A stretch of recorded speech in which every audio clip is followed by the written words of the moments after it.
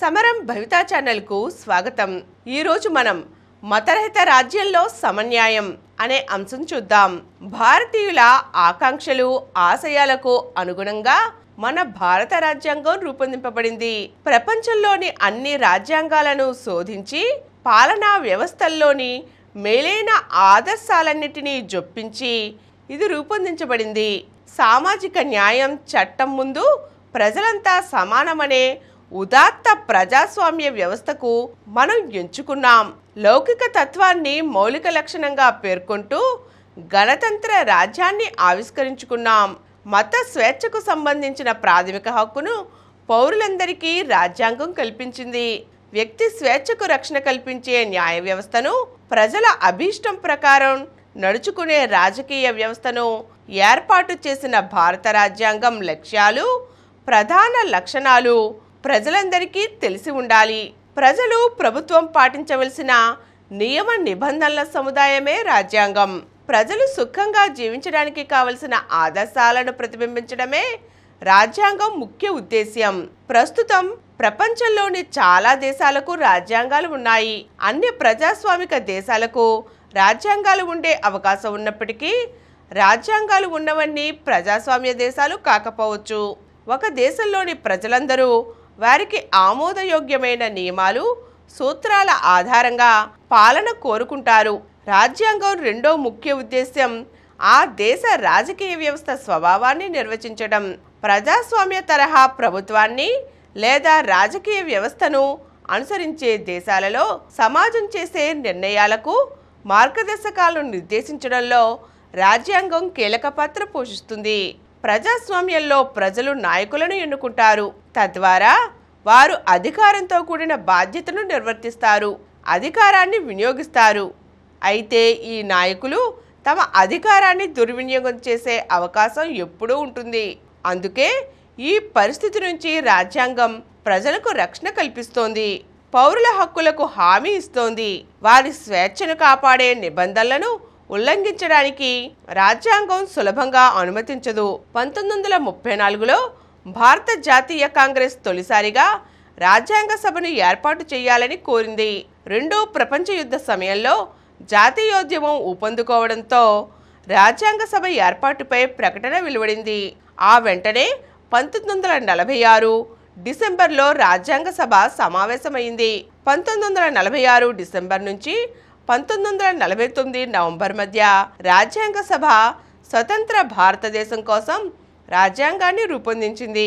స్వాతంత్రోద్యమ స్ఫూర్తి, ఆదర్శవాదంతో రాజ్యాంగ సభ సభ్యులు తమ పని పూర్తి చేశారు.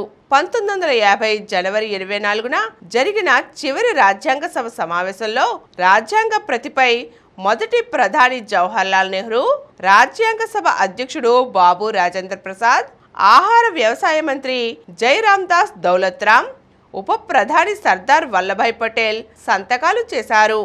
భారతదేశం విభిన్న మతాలు, విభిన్న భాషలు, విశిష్ట సంస్కృతులతో కూడిన ప్రదేశం. దీంతో పాటు రాజ్యాంగాన్ని రచిస్తున్న సమయంలో దేశం గందరగోళ పరిస్థితుల్లో ఉంది. ఈ సందర్భంలో రాజ్యాంగ సభ సభ్యులు భిన్నత్వాన్ని అంగీకరిస్తూనే జాతీయ సమైక్యతను ప్రతిబింబించే దార్శనిక పత్రాన్ని దేశానికి ఇవ్వడానికి సిద్ధమయ్యారు. అంతిమ ముసైదా పత్రంలో సాంఘిక ఆర్థిక సంస్కరణల ద్వారా పేదరిక నిర్మూలన, ప్రతినిధులను ఎన్నుకోవడంలో ప్రజలు పోషించవలసిన కీలక పాత్రను నొక్కి చెప్పారు. రాజ్యాంగం సమాఖ్యవాదం. ఇది దేశంలో ఒకటి కంటే ఎక్కువ స్థాయిల్లో ప్రభుత్వ ఏర్పాటును సూచిస్తుంది. భారతదేశంలో కేంద్రంలో, రాష్ట్రంలో వేర్వేరు ప్రభుత్వాలు ఉంటాయి. మూడో స్థాయిలో పంచాయతీరాజ్ వ్యవస్థ ఉంటుంది. దీనివల్ల ఆయా ప్రాంతాలకు సంబంధించిన నిర్ణయాలు ఎవరికి వారు తీసుకునే అవకాశం ఉంటుంది. ప్రతి రాష్ట్రానికి తమ పరిధిలోని అంశాలపై చట్టాలు చేయడంలో స్వయం ప్రతిపత్తి ఉంటుంది. అయితే జాతీయ ప్రాధాన్యం ఉన్న అంశాలలో కేంద్ర ప్రభుత్వ చట్టాలను అనుసరించవలసిందే. వివిధ స్థాయిల్లోని ప్రభుత్వాలలో ప్రజలు ఎన్నుకున్న ప్రతినిధులు ఉంటారు. భారత రాజ్యాంగం పౌరులందరికీ ఏ తారతమ్యం లేకుండా సార్వత్రిక వయోజన ఓటు హక్కు కల్పించింది. ఓటు హక్కు ప్రజాస్వామ్య దృక్పథాన్ని పెంపొందిస్తుంది. వయోజన ఓటు హక్కు భారత ప్రజలు తమ ప్రతినిధులను ఎన్నుకోవడంలో ప్రత్యక్ష పాత్ర పోషిస్తుంది. సామాజిక నేపథ్యంతో సంబంధం లేకుండా దేశంలోని ప్రతి పౌరుడు ఎన్నికల్లో పోటీ చేయవచ్చు.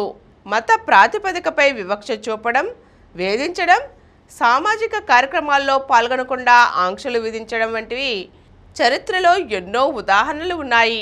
జర్మనీలో హిట్లర్ లక్షలాది యూదులను వేధించడం, చంపడం చేశాడు.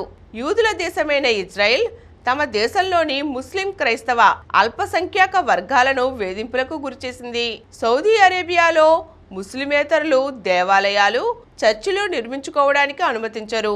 వారు తమ ప్రార్థనల కోసం బహిరంగ ప్రదేశాల్లో సమావేశం అవడానికి వీల్లేదు.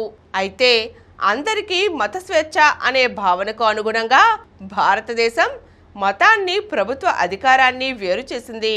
ఇలా ప్రభుత్వం నుంచి మతాన్ని వేరు చేయడాన్ని లౌకికవాదం అంటారు. రాజ్యానికి, ప్రభుత్వానికి అధికారిక మతం అంటూ ఏదీ ఉండదు. ఒక దేశం ప్రజాస్వామికంగా పనిచేయాలంటే ఇది ముఖ్యం. ప్రపంచంలోని దాదాపు అన్ని దేశాల్లో ఒకటి కంటే ఎక్కువ మతాలు ఆచరించే ప్రజలు నివసిస్తుంటారు. వ్యక్తులకు వారి మతాన్ని త్యజించడానికి, వేరొక మతాన్ని స్వీకరించడానికి, మత బోధనలను భిన్నమైన రీతిలో వివరించడానికి అవకాశం ఉండాలి. మన భారతదేశ లౌకిక విధానం అందుకే ఉత్కృష్టమైనది. మన దేశం లౌకిక రాజ్యంగా ఉండాలని భారత రాజ్యాంగం నిర్దేశిస్తోంది. ఒక మతవర్గం మరొక మతవర్గంపై ఆధిపత్యం చెలాయించదు. ఒక మతంలోని కొంతమంది అదే మతంలోని మరికొంతమంది సభ్యులపై ఆధిపత్యం చెలాయించరు. ప్రభుత్వం ఏ ఒక్క మతాన్ని వ్యక్తులపై బలవంతంగా రుద్దదు. వ్యక్తుల మత స్వేచ్ఛను హరించదు.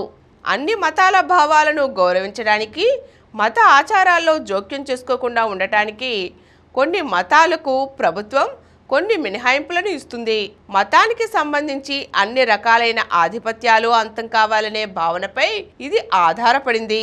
సిక్కు మతాచారం ప్రకారం తలపాగా ధరించడం తప్పనిసరిని గుర్తించిన భారత ప్రభుత్వం వారి మతాచారాల్లో జోక్యం చేసుకోకుండా తలపాగా ధరించే సిక్కులకు మినహాయింపు ఇచ్చింది. ఈరోజు మనం మతరహిత రాజ్యంలో సమన్యాయం పొందేలా, ప్రజలందరికీ సమాన అవకాశాలు లభించేలా రూపొందింపబడిన భారత రాజ్యాంగంలోని కొన్ని అంశాలను తెలుసుకున్నాం కదండి. మరో చక్కని అంశంతో మళ్ళీ కలుద్దాం. ఈ కార్యక్రమం మీకు ఎంతో నచ్చింది కదా. ఇటువంటి మరిన్ని వీడియోల కోసం అనతి కాలంలోనే 20 కోట్లకు పైగా వ్యూస్ సాధించిన సమరం ఛానల్ సమర్పించు సమరం భవిత ఛానల్కు సబ్స్క్రైబ్ చేయండి, లైక్ చేయండి, మీ ఫ్రెండ్స్కి షేర్ చేయండి. అలాగే ప్రక్కనున్న గంట సింబల్ని ప్రెస్ చేయడం మర్చిపోకండి.